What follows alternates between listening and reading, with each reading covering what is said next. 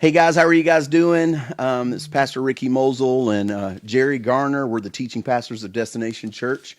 And thank you so much for joining us for our Bible study podcast today. We're going to continue the topic of parables and why Jesus taught in parables, and why people have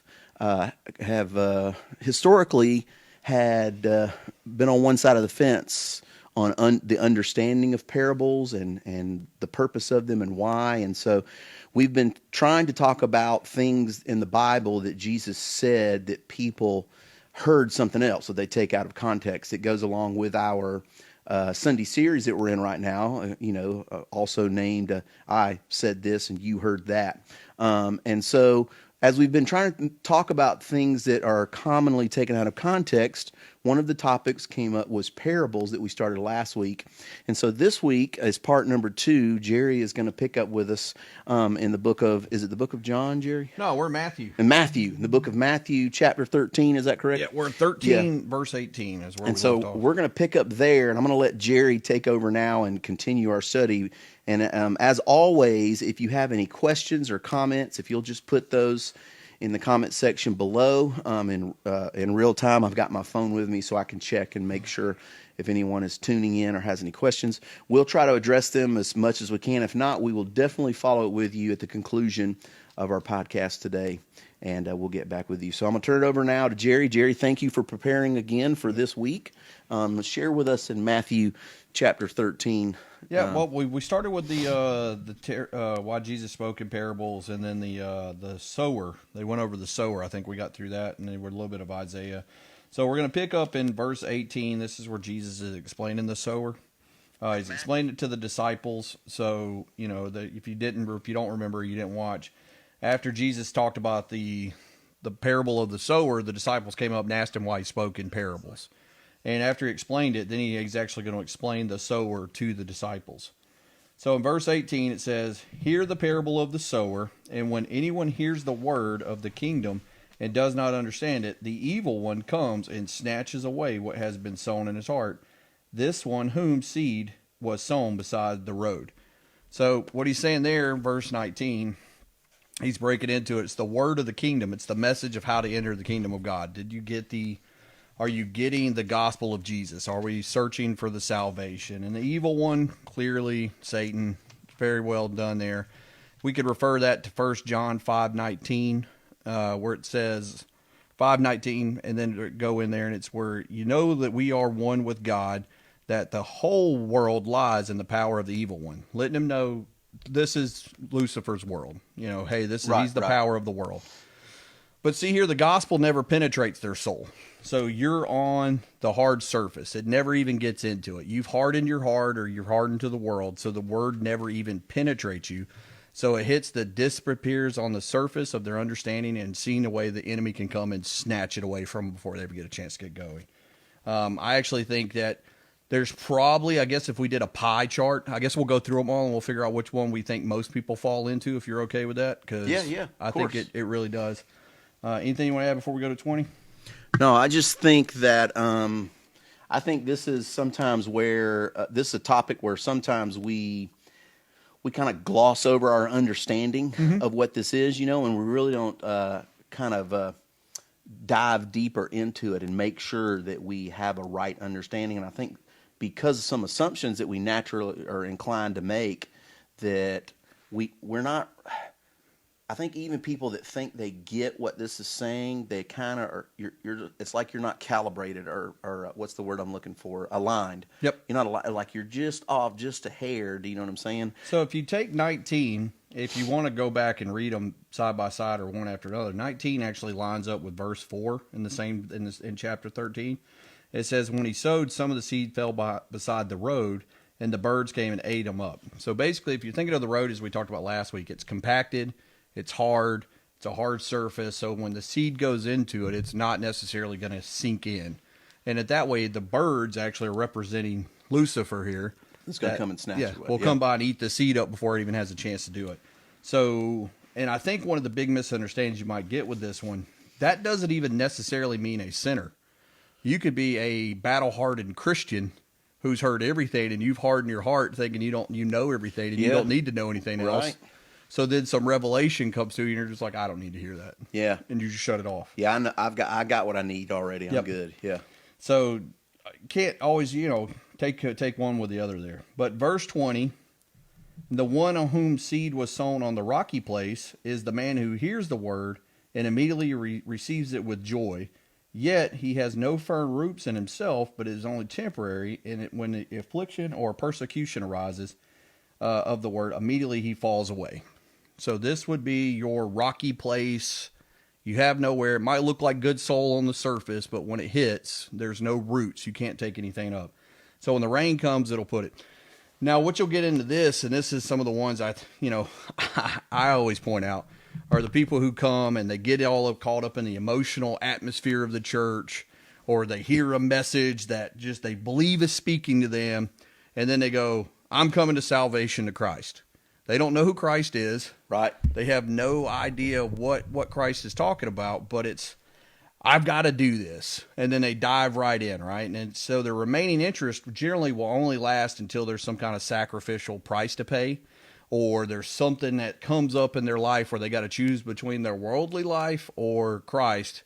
And most of the people that fall in this category will choose the world. Right. It's just the way it goes. Well, and it's because you're not rooted, like you said. You're hitting rocky soil. Yep. You know what I'm saying? So You're hitting the roots. They'll remain interested until there's a price to pay. But if you read 1 John, if you don't catch on, I always revert to John when I have a question on something. 1 John 2:19, I've said this before, they went out from us, but they weren't not really of us. If they had been, they would have remained with us. But they went out so that it has shown that they were not for us. I think John really hits that. A lot of Christians are going to fall into that in those days when it comes down to it. Verse 22, and the one whom seed is sown among the thorns is the man who hears the word, and not the worry of the world, deceitfulness and wealth choke the word and become unfruitful. I think, my opinion, well, we'll come back to it, but this is the one I believe. I believe this is the one when I'm talking about what group most people fall in. This is where I tend to go, because if you really look at it, these are people who make superficial commitments without true repentance. They're just doing it. They're not doing it. They can't break away from their love of money, their love of lust, their love of whatever it is, but they believe them to be a Christian. If you go to John 2:15, once again, love John. Do not love the world or the things of the world. If anyone loves the world, and the love of the Father is not within them. For all that is in the world, the lust of the flesh, the lust of the eyes, and the boastfulness of pride in life is not from the Father, but is from the world. The world is passing away, and also its lust, but the one who does the will of God lives forever. I think this one right here is where most. You throw the seed in to it, and much like when we get to the tares, you put the seed in there, so you have the seed, the good seed, and it's mixed with the tares, the world. And as they grow, you can't tell them apart until they come into full growth, until they're ready to have the heads of the wheat chopped off, right? Okay. So now the wheat heads are there, but guess what? The roots, the thorns are right there with it. The weeds. Yeah. So what are we going to, you got to either do one of two things. You got to rip the thorns off, or you're going to have to say, do I want to do the extra work, or do we just let this batch go undone? And I believe that's where most people end up to. You don't even realize that you have thorns mixed in with the word. Yeah. So as it grows and comes to fruition, people are just like. Do you think that it's because people have a misunderstanding of what it means to believe? Absolutely. Yeah. It's the like prayer and done mentality. Yeah. Well, it's like, because I believe he's actually up there. Mm-hmm. I don't know if I really understand it. I don't know how it really applies to my life. But okay, if you tell me that in order to get to heaven, I need to believe in a God. Okay, I believe. You know what I'm saying? I'm listening to what you're saying. Well, then you're pretty much in the same level that Satan is, right? Because you'll have people all the time that say you can't just believe. Satan believed in Jesus Christ. Yep. He knows Jesus' name. Yep. Do you know what I'm saying? That's not getting him anywhere. Mm-hmm. Do you know what I mean? And so then I think people misconstrue that as if, well, like you said, I prayed a prayer and I asked Jesus to be the Lord of my life, and that's what I was told, that this would get me into heaven. You know what I'm saying? And I think that right there is because people have a misguided understanding of what it truly means to believe in Jesus. Well, no, absolutely. I mean, anyone who knows me knows I despise the sinner's prayer. I think it's all right. So conflict on the sinner's prayer. Right. I get the fact you need to say something. You're trying to get someone to commit, right? That's really where we're shooting for a commitment. Like you're shooting for, hey, you're saying it with your mouth, but you got to believe in your heart. The problem is, I think the sinner's prayer, because it's so streamlined, that the believing part's never really brought up. Right, right. So, which the commitment to the belief. So you're making a commitment to Jesus, but okay, you don't know who Jesus is. You don't know his attributes. You don't know what he requires of you. And then all of a sudden, once you start realizing, oh, I can't do this anymore. Oh, well, I don't want to. All of a sudden, they go, I can't want this. I can't think this. I can't desire that. Which, if you go to James 4, if you go to 4:4 right here, I had this in there too. It says, you adulterous, do you not know that friendship with the world is hostility towards God? Therefore, whoever wishes to be a friend of the world makes himself an enemy of God. So take that. You're doing the sinner's prayer. You do the whole thing, and you don't go through and understand that, oh, I have to now separate myself from the world. I'm now different. So you still think you can intermingle, and you really can't. Right. And then you're going to fall apart once you get to a point where the thorns are overtaking the wheat. In this context, like we keep going back to this, but it's really hard at that point. Like if you haven't taken care of those sinful natures now, and you've allowed it to go another 10 years, 15 years, whatever the case is, and now you want to do something about it? Yeah. You got some issues. Right. And like you said, those weeds are growing up with that stalk. Yep. And so until you come to harvest, until it's ripe, you're not going to recognize that it is not a part of what you want it to be. And so if your life is the wheat and the weeds are this world or what your flesh is trying to hold on to, it's not just growing up beside you and somebody comes and pulls the weeds. It is interwoven into what you are calling your life. And I think for that reason that a lot of times people get confused with God gave us the gift of life, as they confuse that with you living in this world.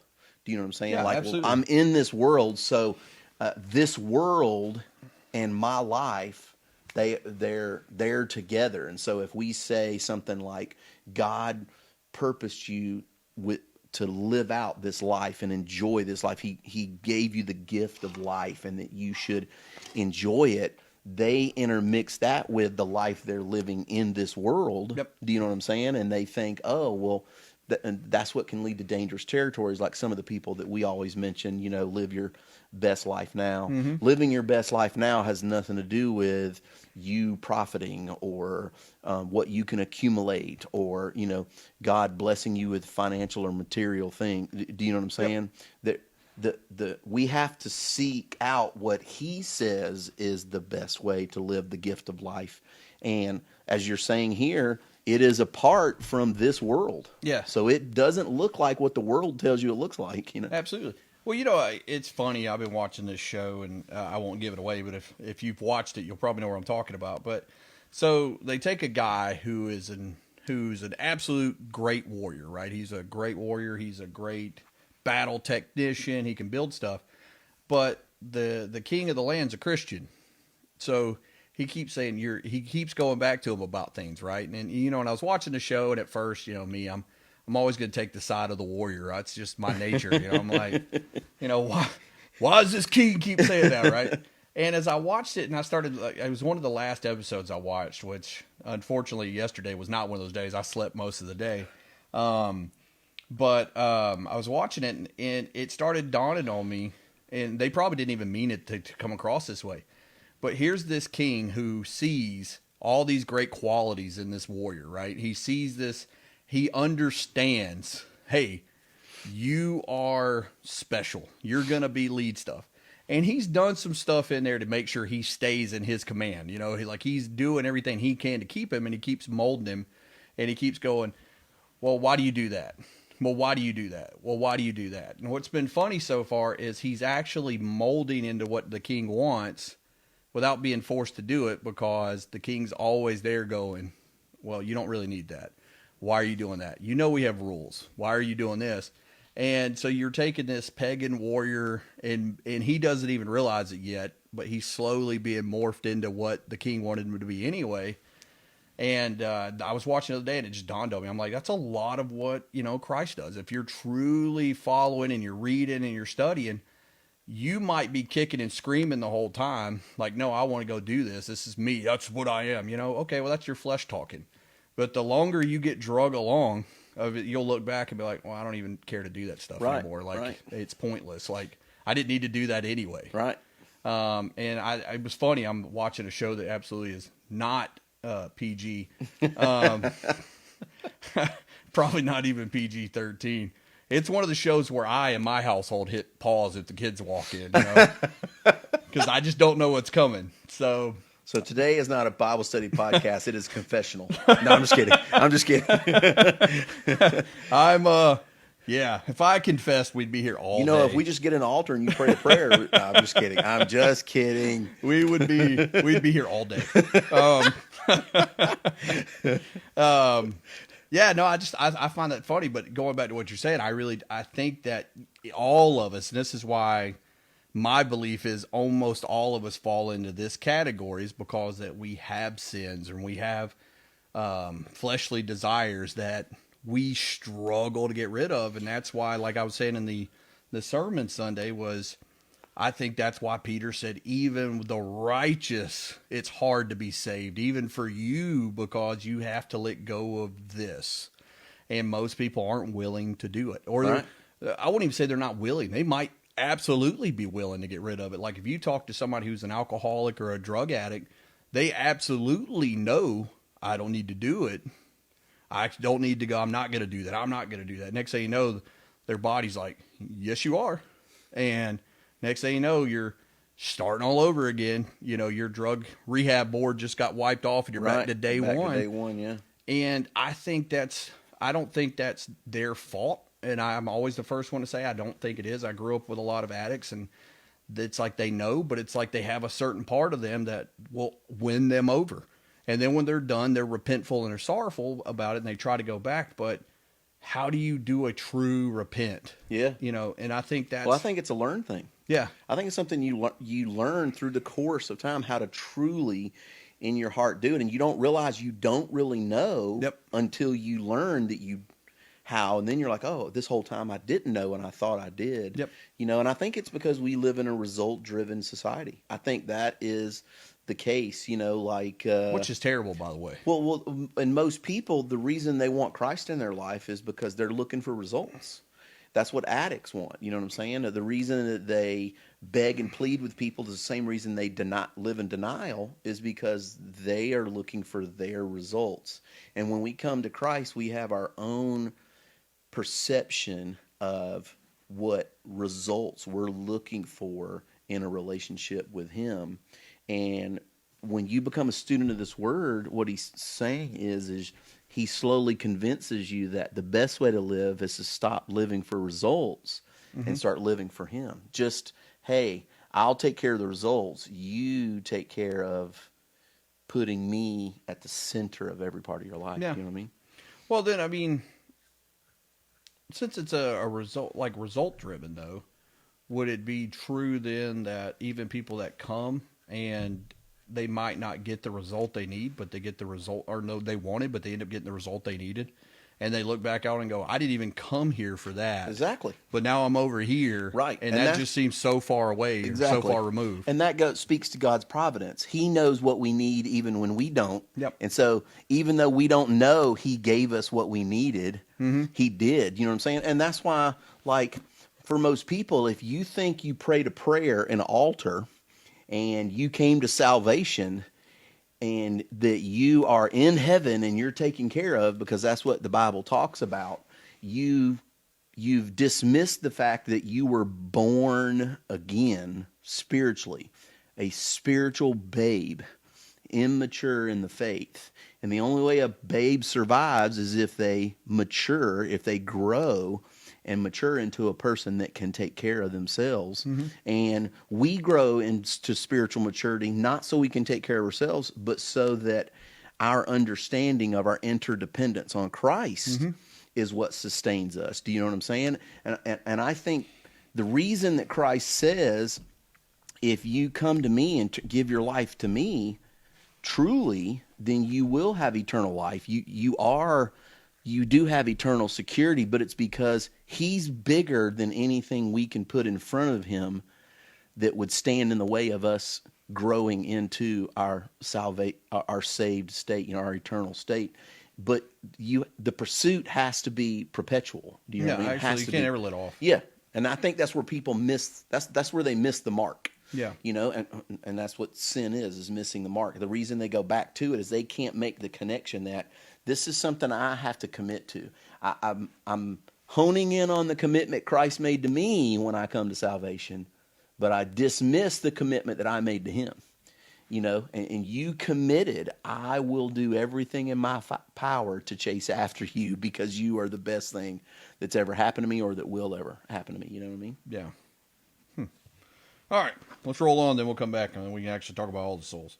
So in 23, it says, in the one whom the seed was sown in the good soul, this is the man who hears the word, understands it, and who indeed bears the fruit and bring forth sometimes 100-fold, sometimes 60, and some 30. I would say you're probably in the rare breed, if that's you. Not going to say it can't happen, Yeah. but I think you are in a rare breed, or you are legitimately... You've come from something. You were prepped for your life for that to happen. Because you got to think, this is somebody there's been, a couple different types of soil here, but this is the one that has true salvation straight out of the gate, who's, understands it. And also not only does it have a good soil, it's actually going to produce fruitful, faithful obedience. Right. Do you think this is a state to grow to? Do you think this is to give us hope? Yeah, absolutely. Because if you think about it, once again, John 15:8, it says, my Father is glorified by this, that you may bear much fruit, so prove to be my disciples, right? So I think that's, and then Matthew 7, it says, you will know them by their fruits. Grapes are not gathered by bushes and figs not by thistles, are they? So to kind of what you're saying, I almost truly believe the good soil is what you're striving to get to. Because you might start off on a rocky place, you might start off on the road, and then over time of being, cultivated and developed, you're being worked into the good soil. Right. Going from Peter the fisherman to Peter the apostle at the end of his life. Yeah, absolutely. Yeah. I think that's really, the more I've studied this whole thing about the sower, that's really where I think you're heading towards. It's you might start off in any one of the three, but the goal is to get into the fertile soil. Right. And you need to see that to have hope that you can get there. Yeah. Yeah, which is even crazy when you think about it though, if you really look at it. So let's say you're a hard rocky place, right? Or not rocky place, you're on the road. People, let's just say like that video you sent about the Satanist priest guy, right? Yeah. Being converted with it, if you get a chance, don't watch it. But let's say you're that guy and you truly believe there is, or you could be a super scientific atheist too. You'd be in the same boat. You truly don't believe anything. Like, I don't believe this Christ. I don't believe your God. All right. Well, next thing you know, maybe you even skip the rocky part and you go right into the thorn bush. So now you're starting to understand it. It's getting into your words, but now your previous ideology you have is still attacking the wheat. Interwoven, like you talked about in there. Yeah. But you've now went from rocky, completely unwilling to hear the message, to, oh, well, now I'm in this conflict of what's going on. And then maybe eventually you make it into the good soil, which, I always bring them up. I don't know if people get tired of hearing it, but I think that's one of the main reasons. If you ever listen to the Dalai Lama talk, he says, if you're a Christian, don't convert to Buddhism. He's very big on that because he said, your ideology and it's just going to do this. It's going to cause conflict in you, so don't waste your time. Stick with what you know. And if you want to use these Buddhist principles to make your Christianity better, that's what you need to do, because especially if you're 20, 30 something years old and you've got 20 or 30 something years of believing Christianity. And then we start talking about self as the key to everything. you're probably going to have some major ideological, idea and going to be smashing. So Right. he's actually a big believer and say, no, don't do it. Huh. Just stick with what you do. If you want to use these to be better, do that. And I think a lot of times if you took a super atheist and we converted them to Christianity, or they converted, I think they're going to go through that phase of, I believe you, I want to believe you, but my scientific data over here shows this. Yeah. So you got to be prepared for that interior conflict. Yeah. I think is something that people think when you come to Christ, you get to know it, that you're off to the races and it's free sailing and everything else. And it's not. I think you're going to always struggle with these things because guess what? You're a human. Do you think then, and this is for people that may be watching or now, or maybe watching this on video later, that you don't know where you stand. Maybe you call yourself agnostic, or you're riding the fence. You're like, I don't know. I'm not really on one side or the other. Do you think it could be said that they have stages that they go through even before coming to salvation, stages of receptivity? Like, I would believe so. Do you know what I'm saying? Like you're saying there, like we think, oh, well, this guy, he didn't believe, he didn't know what he believed, or didn't care, or he was a staunch atheist, and then this happened, and all of a sudden he's saved because it blew up everything he ever thought or believed. Do you know what I'm saying? Or is it also likely that you can be that person that goes through these stages of receptivity even before you decide to give? No, absolutely. Jesus a shot, I think you almost, and it depends on you, obviously. But having said that, if you go through your different stages, so if you're, you would be a very rare person that you walked into church and somebody got up there and said a message to you, and it completely opened your heart, and you knew from this day forward you were going to be the perfect, future apostle of Jesus, right? Like, Yeah, that guy's on YouTube right now giving his testimony. yeah, it's probably the likelihood of it is none. And Right. then you might even have the moment where you go into church and you're like, yes, this is exactly what I want to do. And then guess what? Tomorrow comes and you're like, man, I can't do that. That's just stupid. Yeah. So you have that. But I also go back to a story Paul Washer said, and I might have even said it on this, or I've said it in a sermon, but it was one of the things. So this guy came in, and Paul Washer said this guy was gargantuan. He worked up in Alaska, big old guy, walks in, big burly mountain man, comes in, and he's just somber looking, and he hands him this paperwork, and they look at it, and he's got less than 3 months to live or something. He's dying of cancer, and he's sitting there, and he's just like, I've never been in a church. I don't know anything about it. And Paul Washer's like, he's about to go, he's trying to leave to go get on a plane to fly home. And he's sitting around, and he goes, well, man, we gotta tell you about Jesus. He starts reading Jesus, all the stuff to him. And the guy's just not getting it. He has zero concept of the Bible. And the other pastors are getting ready to leave. And Paul said, where are you going? We're staying. This man's only got 3 months to live. He said, we'll stay here until he gets it. And so he cancels his flight. He's going to stay, and they're reading. He said it goes way into the morning. And the guy's just like, can you read it again? And the guy's reading it, and he's reading John 3:16. And he starts reading it, and out of nowhere, his hand starts shaking, and he's like, no, you don't get it. He says right there, he sent his only son and saved us, to save me. And Paul's like, yeah. He goes, you know what that means? Oh, have you ever read this? He's all excited. And Paul Washer's like, yeah, you understand. That's Jesus. And to me, that guy's saved. Yeah. In that moment, once the realization comes that, oh, that's who Jesus is. Jesus saved me. That's what it is. That's not a prayer you're saying. Not that the prayers can't help, and I hate when I say it, because some people go, well, you need to pray. Yes, don't of get course. me wrong. Right. And it can happen in a prayer, but that doesn't necessarily mean it's going to. You could be the person who knows anything, but that one verse, that the most famous verse in the world, and you've heard it your whole life, but once you read 13, 14, 15, and then 16, and now it falls in line of what it is, you're off to the races. Like, you're a true saved person. And it's a true conversion. It's true. Yeah, I mean, that guy's not going to go back. Right. In the heart, right. But that is still something you have to cultivate, though. Yeah, absolutely. Right. There's got to be work put into it. Right, And I think that's something that people don't, in works don't save. But your works will reflect that. You know that if you're putting in the time and the effort, you got to understand you're going to have to put in stuff. The best things of this life, you generally got to put a little bit of work into. Right. Well, and when he says in verse 23, the good soil, and he Yeah. talks about the good soil. Well, the reason he's mentioning this is because he knows his audience, and they're all a bunch of farmers. Yep.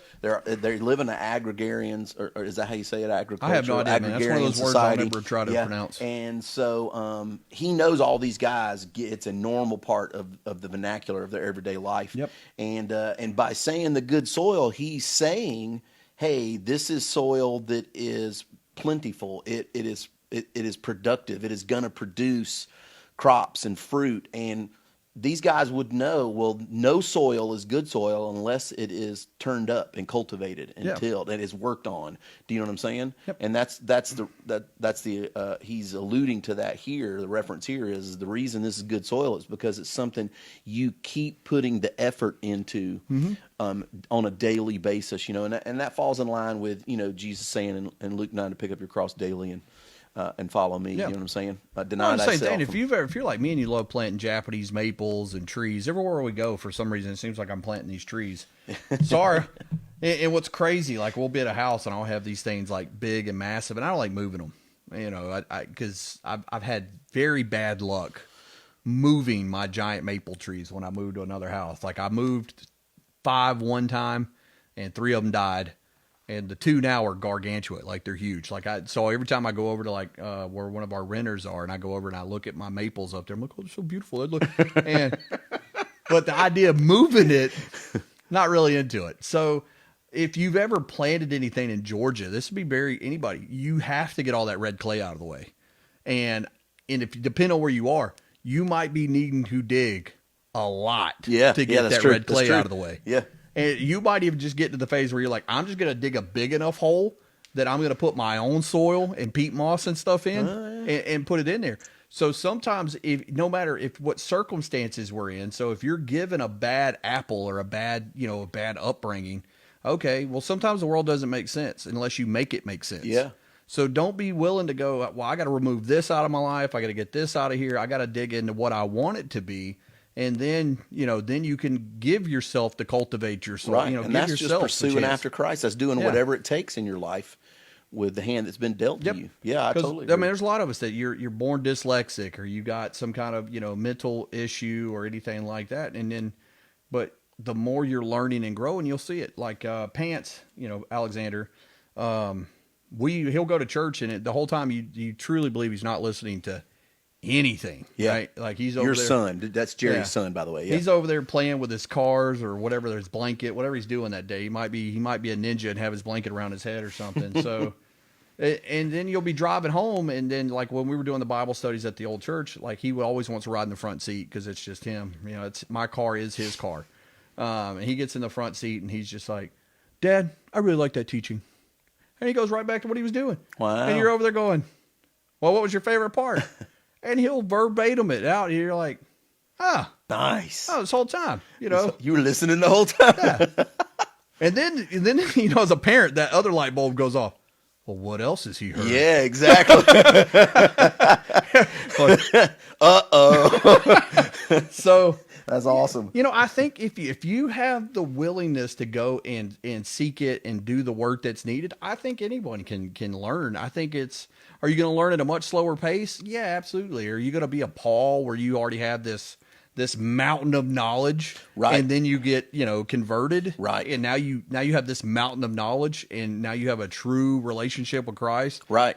Who knows? You might be that person, right? And we talked about this before. I didn't mean to cut you off, but we talked about this before we started recording today. Yeah, that that is on purpose. That God has a providential reason and purpose behind why, like he makes sure that you are provided with everything, included your knowledge and understanding. The Word tells us that the Holy Spirit reveals the mysteries of the gospel and the mysteries of the Bible to us, and so the Holy Spirit is going to give you what you need to know for what your purpose to do right then and there. And so it's not a matter of this guy got more than me or he learned it faster than me. Well, God has a very good reason behind why that's going on. Yeah.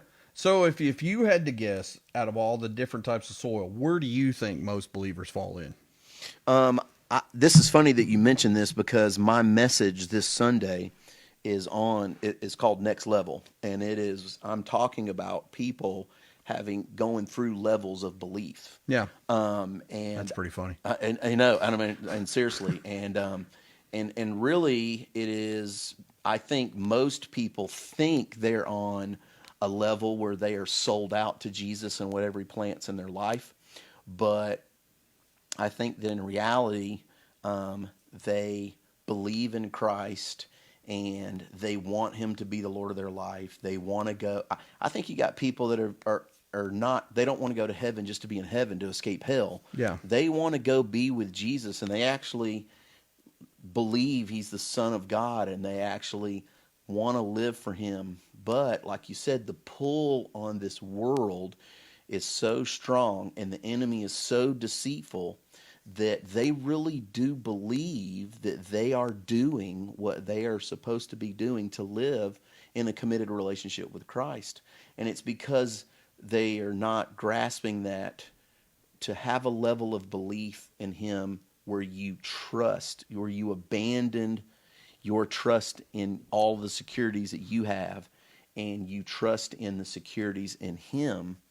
It has to be Him being a central part of every facet of your life. You know, if He shows up in the home and shows up at church, but He doesn't show up at work, or He's not in your marriage, do you know what I'm saying? Yeah. Then He's not the central part of your life. He's not a category of your life. And I heard people all the time say, you know, that Jesus wants to be first place in your life, you know, and I don't think that's right at all. I think He wants to be at the center of every single part of your life. You know what I'm saying? And I think that's where people miss the boat. They genuinely do believe, and I think that's the deceit of the enemy. You know, if I don't think I have anything to work on, I'm not going to put any effort into working on it. Yep. Well, you know, that's what I was going to say. You know, what you were just talking about made me think about it. Like, if you had a scale of like 1 to 10, right? And for me, you know, I'm one of these guys that, you know, like me and you've talked about it, if y'all haven't caught on to it. Like a 10 for me on the Christian scale would be a Paul Washer, MacArthur, Steve Lawson. So when I look at these guys and I think they're a 10 and I'm comparing myself to these guys, all of a sudden, man, I feel like I'm like a 3 or a 4, right? You know, I'm like, you know, and then, you know, but then it dawned on me during, you know, just growth that, well, I might think I'm a 3 or a 4 for the simple fact that I know what goes on in my head. So I don't know what goes in their head. Right. So, you know, you might go and ask a Paul Washer and be like, well, on a scale of 1 to 10 on what you think a great Christian is, he might go, well, I'm a 1 because I fight with this stuff all the day. Right. And I look at John MacArthur and what he's done for 60 years, and I think that's the absolute peak of what you could be. And so I think as Christians, a lot of times we have to really understand that. Stop comparing yourself, to what you think a great Christian is. Right. I promise you, we all have our problems. Yes. So, you know, and you know what confirmed that after I was thinking about that, I was thinking about last week or when I was prepping up for the last message, I was actually looking at it and I found a rare, well, I'm saying rare. It didn't have a lot of views. Let's just say that. Not a lot of views on this YouTube video, but it was Paul Washer talking about it. And he said, he goes, man, he's like, I get up every day and I notice every sin I do and I repent and I repent and I repent. And he's like, and I do it every day. And you start realizing that this guy is constantly looking at his life and going, well, I'm not doing that right. Mm-hmm. And I'm not doing this right. Mm-hmm. And I'm not doing that right. But then at the same time, you know, he was answering questions. That's what brought it up. He was doing a Q&A or something. And somebody asked him, he said, you don't look like you have a lot of joy and a lot of happiness in your life. And he goes, yeah, because most people, all y'all ever see me is on stage. Or you see me in a teaching role. He said, in my life, we're laughing all the time. He's like, my kids will literally get up and come into me in the mom's room and go, Dad, I'm trying to sleep. Stop laughing. Yeah. He's like, don't judge a pastor by what they do on stage. I think that's another thing. Like, we look at these pastors and you idolize them, you know, and you put them up on this rock star pedestal because they're good on stage. Well, what do they do in their regular life? Right. What are they doing day to day? You know, like there's times where people will compliment me on a sermon and then the next day I'm at work and I'm getting ready to yell at an associate because they're, you know, they're an idiot. And then you have to take that moment and step back and go, should I do that? Yeah, exactly. And then that's the real struggle I think that people don't talk enough about is like being a Christian and you go to work and you're working with non-believers, believers, it doesn't matter. And for you guys watching right now, I will tell you, there are believers out there that are not that intelligent. I'm just throwing that out there.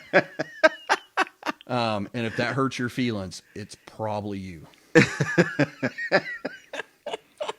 Because, and if you've been around any of us for very long, you know that. Like, I can think that I'm one of the smartest people in the world, and my wife puts me in my place every time I turn around because I do stupid stuff.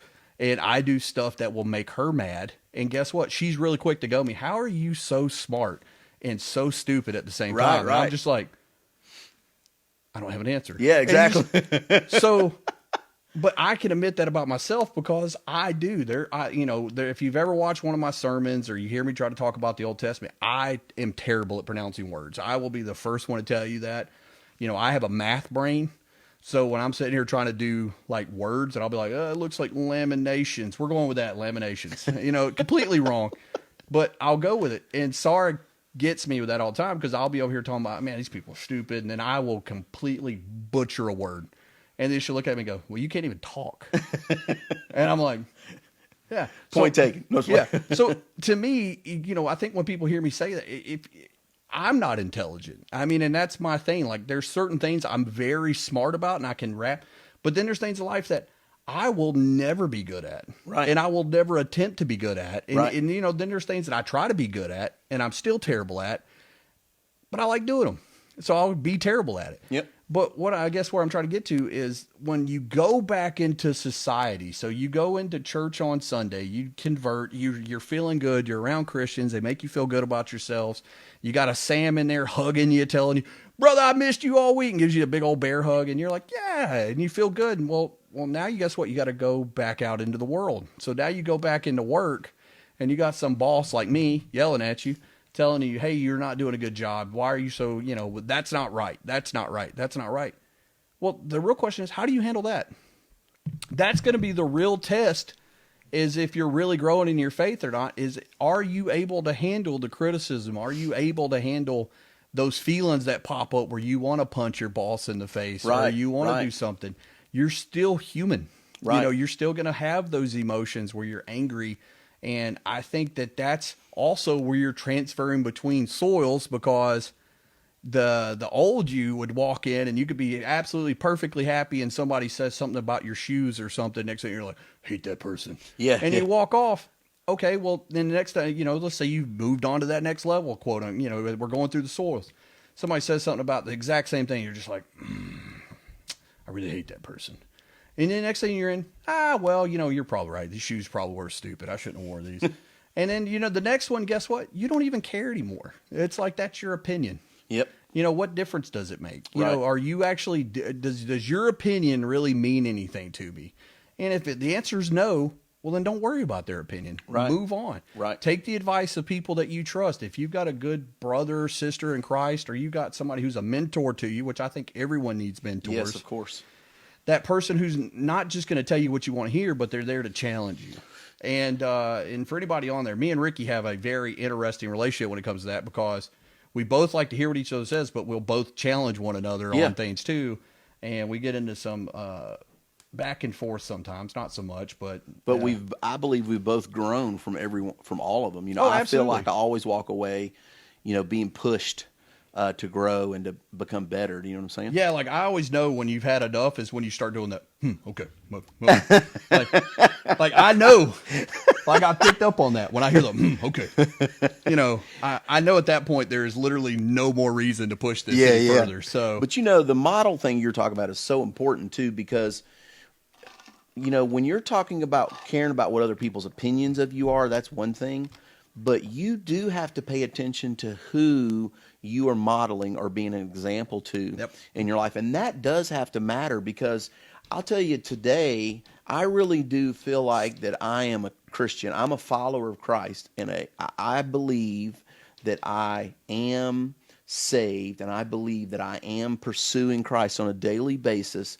And I believe that with all my heart, the reason that happened was because of the model that was put before me.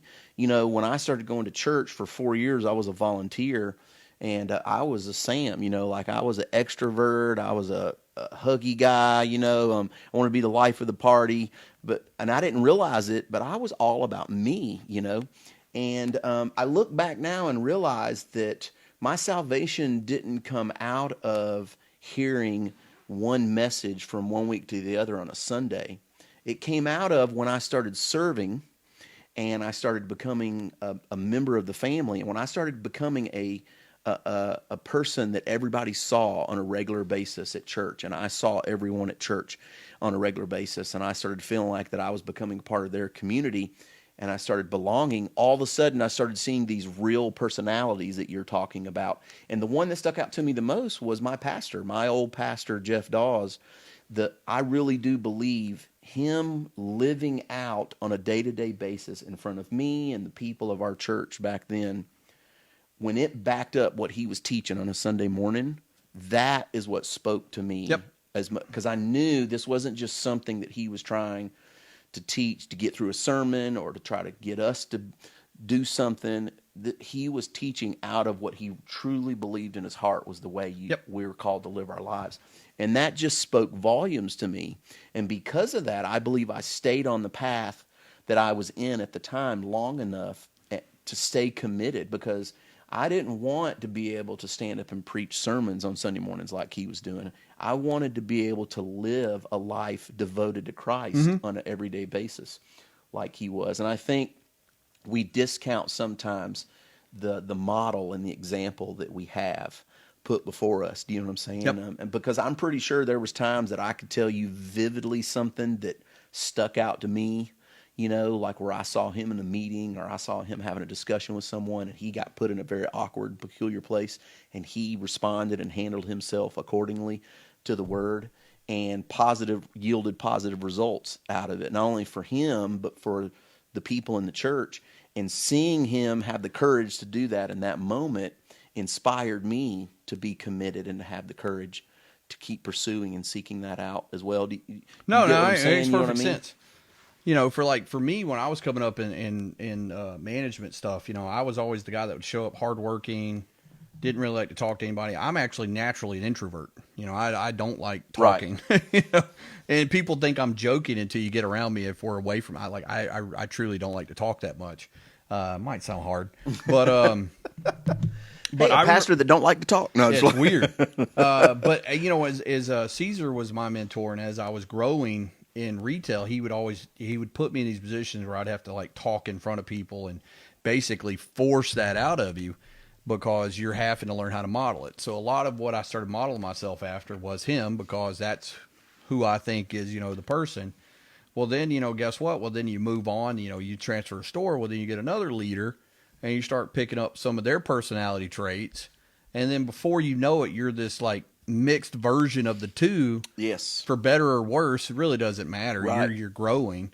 But I look back on those even today, and I haven't worked with either one of those leaders in almost 20 years now, but they still, I will think back to things they did, and like you were saying, how they handle situations, and I'll go, man, I was like, that's what I probably need to do. Mm-hmm. And I think that's the truth. So if you have a mentor that you can truly believe in and you have faith in and you're growing in anything, in today of technology, it could be somebody that you're just having a Zoom call with or a Zoom meeting with, mm-hmm. or a phone call every now and then. Just call them and ask their opinion. If it's somebody you trust their opinion, don't be afraid to pick the phone up. Because guess what? Like I was saying earlier, we're all idiots. Yeah. I don't care how great you are in something. There's going to be something that's going to come up in your walk of faith that's going to blindside you, and you're not going to know what to do. Right. And I don't care how interdependent you believe you are. I don't care how you believe you're this super strong thing. If Satan can find your weakness, it's going to get exploited. Yes. Yeah. And so you need to have that person. You can pick the phone up and call, and it doesn't always have to be a pastor. It could just be one of your brothers or sisters in Christ that you feel confident in talking to. And I speak to that too, because I think a lot of times people think that a mentor or a model for other people, especially in the faith, is people that hold titles or positions. You Yeah, know, which isn't true. It's I not mean, true at all. Do you know what I'm saying? yeah, I mean, I think that's to what you're saying. I think people get caught up on that, and I actually, you get caught up on a title or a role, and it could just be something that you do. Like, so, fine example, like me and Sam started internship. Um, if you think I'm going to learn anything from Sam, you'd be crazy. Well, I did, Right. And that's the thing. Like, Sam is so over caring and loving, and he's so out with his emotions. You start lightening up because guess what? I'm used to being around the snakes and the wolves. So, you kind of put these guards up around you because you're like, well, I'm not going to tell you what I'm thinking because I don't trust any of these people. Right, right. But when you're around Sam, next thing you know, you're softening up because he's such that person that that's you go to it. And he was a mentor in me as much as I was mentoring him during internship because I was softening up. And then you take in the other thing of his background and everything else about him. I would have never given the time or day. I'm like, my mind, you're weak, blah, blah, blah, blah, the whole thing. Well, as I got to know him, you see this internal strength in him that you don't like, you wish you had. Right. Right. You look at me as like, oh, you have this strength, you're strong, all this other stuff. Well, you look at the internal strength this guy does have to go from where he was to where he is. And all of a sudden you're like, why can't you learn that? Yeah. And next thing you know, you're pushing it. And then when we were working, when we lived together and stuff, I was pushing him, but then at some point he starts pushing you back because guess what?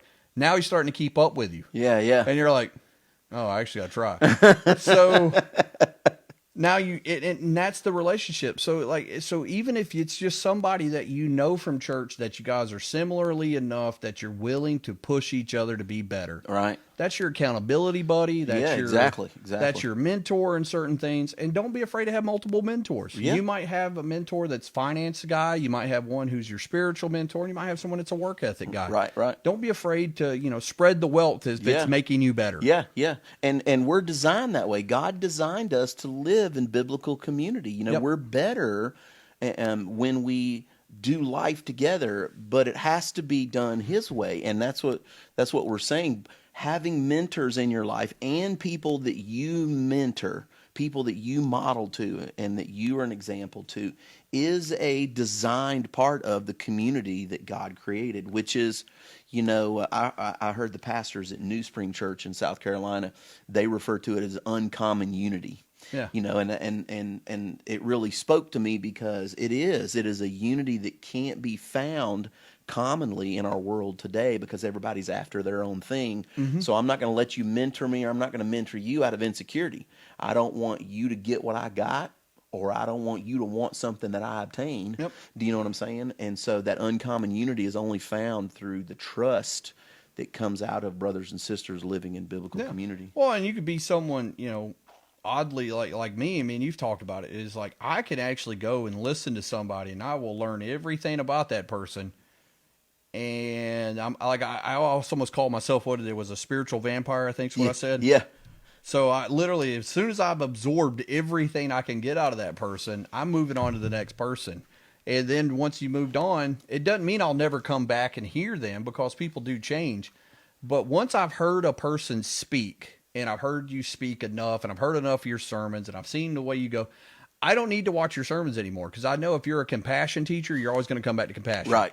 If you're a John MacArthur and you're a word preacher, I know your answer is always going to be go to the word. Right. So once I've learned what your main core of your ideology is, well then why do I need to continue to listen? Like I know no matter if I'm listening to MacArthur from 70, 80, or yesterday, he's going to have basically the exact same thing, which two things. One is very impressive that you've spoke for that many years in the same church and you've never changed your opinion, which doesn't happen. Exactly. I mean, it's crazy. Super impressive.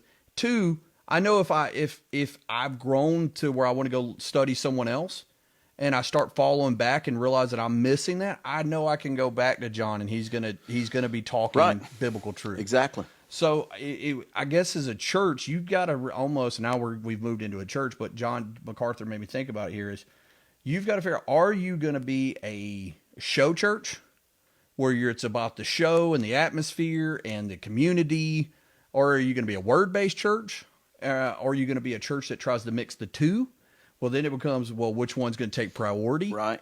Um, and here's I guess my answer is, I don't think there's a wrong answer.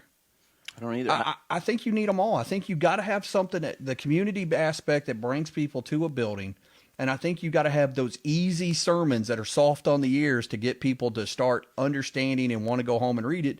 And then you got to have, that person that's going to come in and shear the sheep every now and then. Right. So understand that, I don't know everything and I do need to keep growing. Right. So I think that, as I've been saying for the better part of 2 years, and I said it with the mergers and I've said it with everything else that we've went through in my short time at this church. So weird. I think, I believe the future of churches in general is going to go to where you have more than a single pastor talking, because I think you have to have a team that actually hits every single aspect of what your congregation needs. And the problem I think you have with that right now is it's like, one, does the head pastor trust the people under him enough to let them do it? Two, are you willing to put the ego aside and realize it's not about you and it's not about how whimsical you are on stage. It's about growing people in Christ. Right. And I don't care what anyone says. If you've made it to that level where you're an Osteen and you're selling out Yankee Stadium, you have to have, there's probably, and he'd probably deny it, but I've watched the guy enough. There's probably a little part of that where you don't want to share your stage with someone else because you think that you're this integral cog in the wheel. Yeah. If I take your cog out, this bike don't go anymore, right? Well, and in all honesty, he's probably right. Yeah. But that's the problem. It's an unhealthy build. Yeah.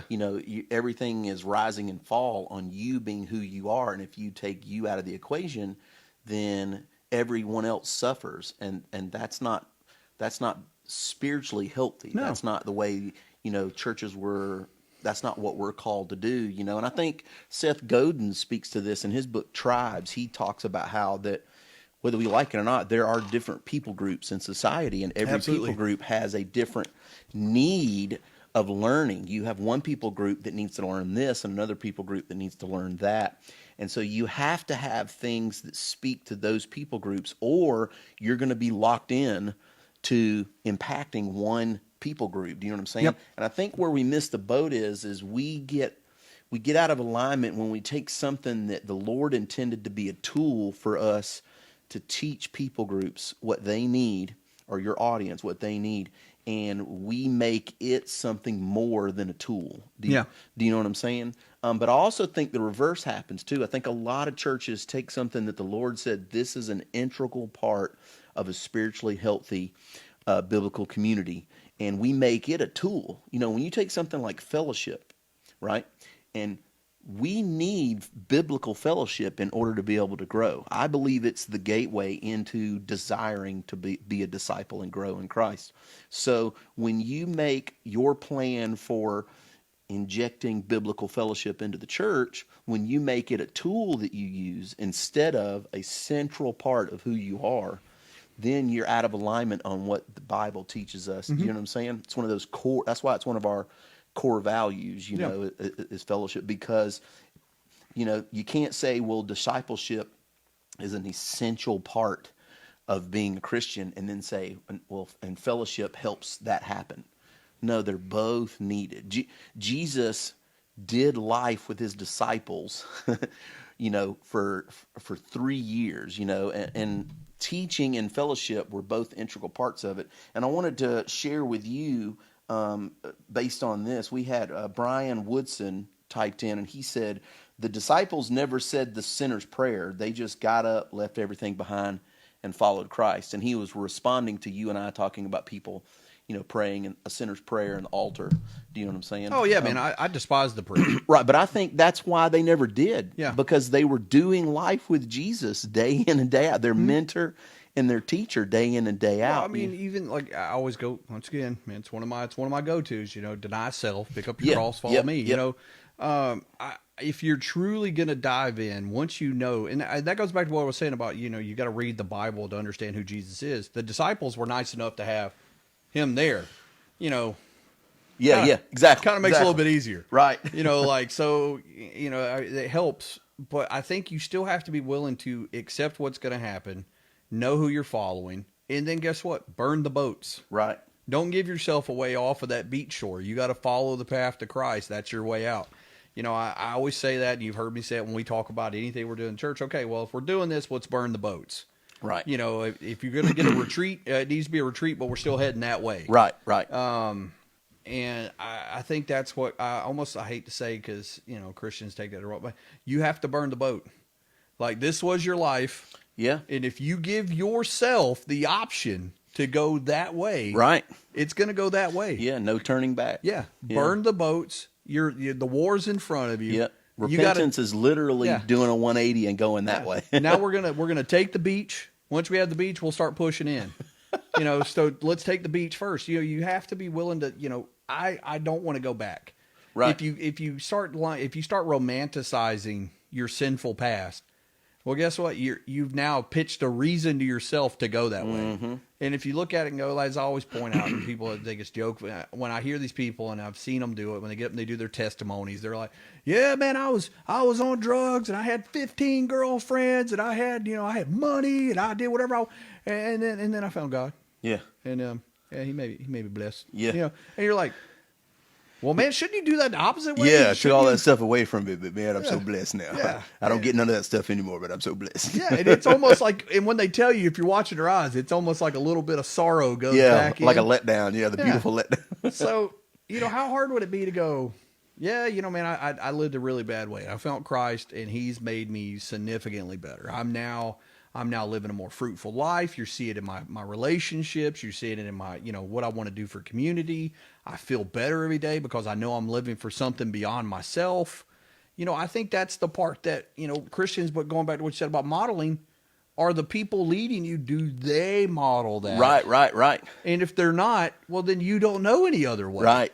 So the same thing we were talking about, like different sects of Christianity.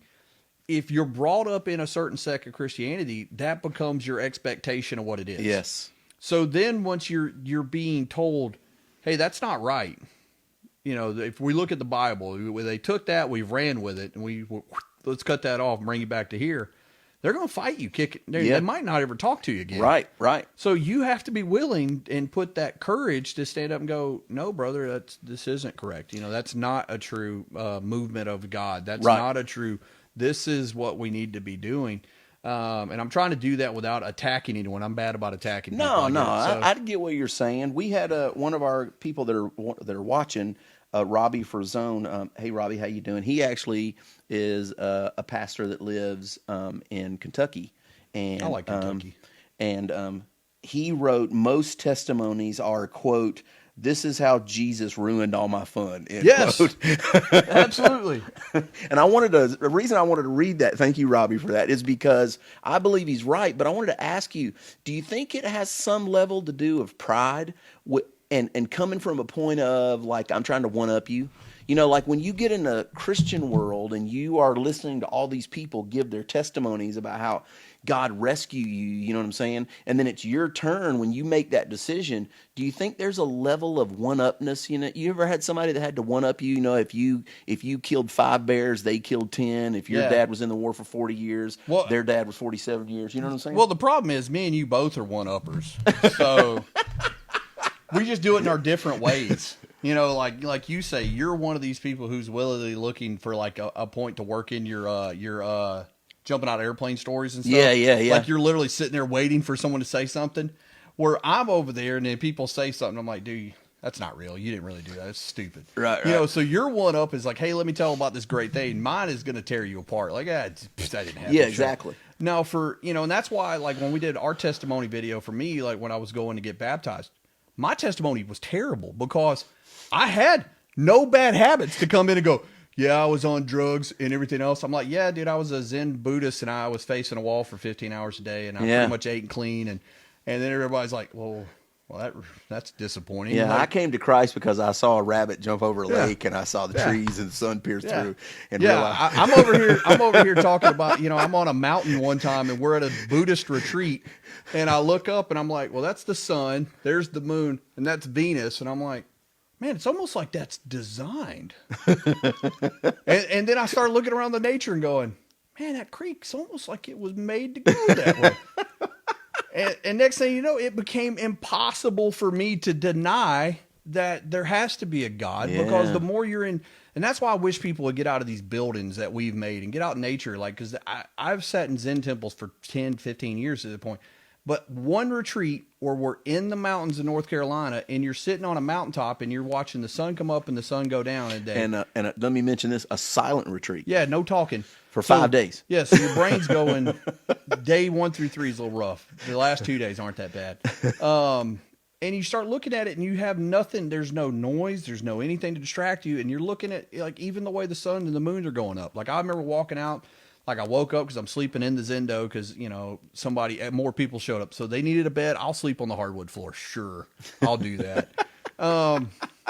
And I walk out and I was looking up at the moon and I'm just looking at the moon, and I've never looked at the moon that way before. And I'm just like, I mean, that moon's there for a reason. Like, there's a purpose to it. Yeah. So all of a sudden your testimony is, well, I can't deny the truth anymore. I'm trying to. Yeah. Everything in me's trying to fight this.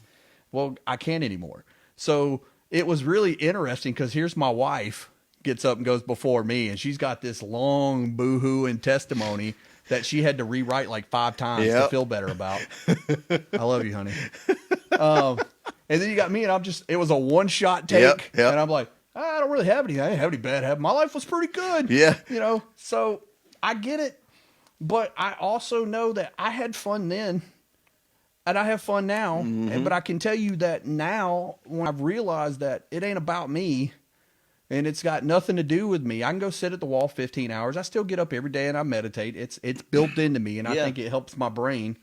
I've changed the way I meditate. I don't necessarily do Zazen anymore. I generally, if you know, I'll take a scripture out and I just meditate for 30 or 45 minutes on that.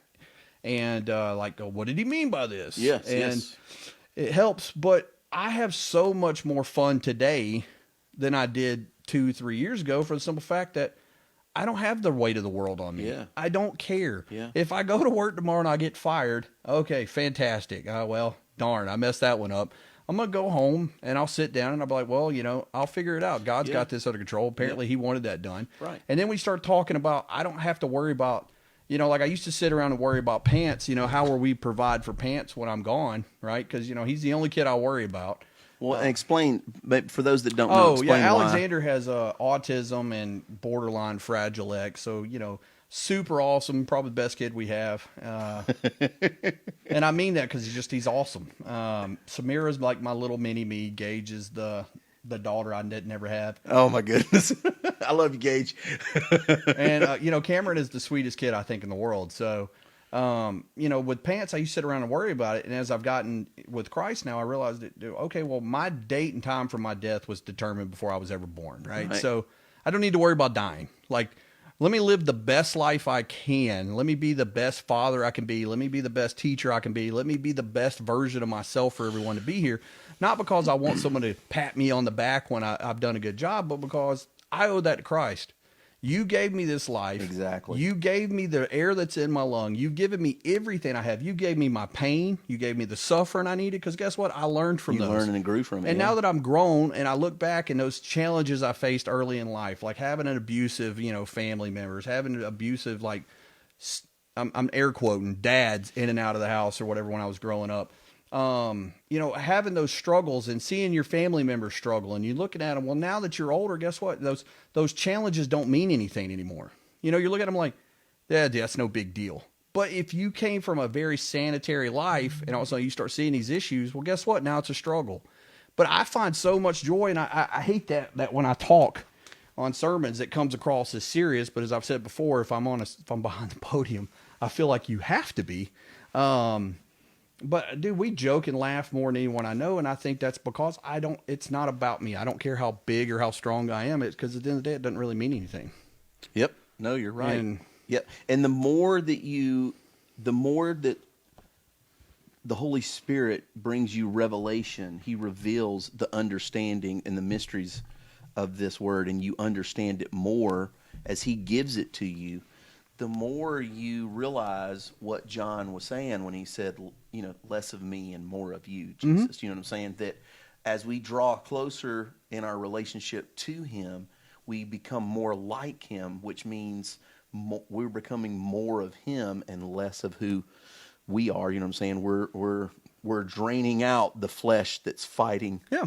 Warring with our spirit. And then on top of that, as we were saying earlier, you might here's the thing, it's an ego strike if you look at it that way, or it's a great thing the other way you look at it. Right. If you might only be alive for that one single moment where you influenced another person and then they went on to be some fantastic person for God. Maybe that's your purpose. Maybe your purpose is, like you were talking about with Ravi Zacharias. Yeah. So the guy that brought him the Bible and changed his life, maybe that was your single purpose in life. Maybe that was you. Or, like I always go back to Enoch and I always bring him up because people go, well, Enoch, he's only mentioned in the Bible. I'm like, yeah, he was mentioned. But he also walked with God for like 400 years. Yeah. And his grandson, who was influenced by him greatly, was this guy by the name of Noah.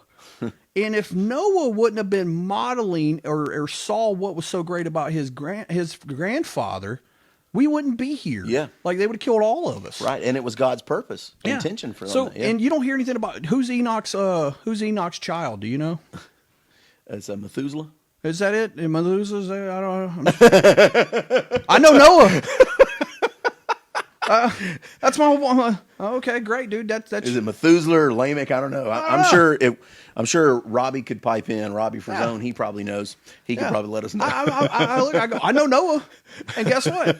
And that was his grandfather. Maybe that was his only purpose in this world was to have children and then to influence that one grandkid. And I say it all the time. As Christians, if you are not willing to plant the seeds for those shade trees that you will never get a chance to sit under for future generations to come, if you're not willing to do that, it's probably not for you. Yeah. I mean, all honesty, you have to understand there's going to be people that you're going to influence or rub, good or bad, that you may never see the outcome on, but you've changed life for a completely different human being. Exactly. And if that's what God purposed you to do, then you should want that because you're being obedient by living out the role in life that you were created to do. I talk about, when I talk about mentoring and the importance of mentoring, I always talk to our interns about how not everybody can be a Martin Luther King Jr. or a JFK, you know what I'm saying? Like leaders that were meant No, I thought to you were have, saying they were going to get shot or something.